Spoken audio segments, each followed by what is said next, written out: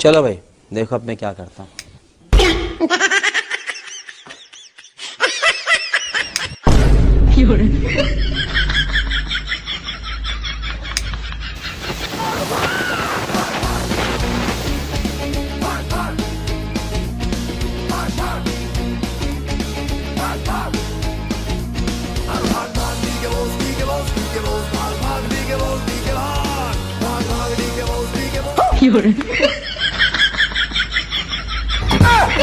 मंगल भावानया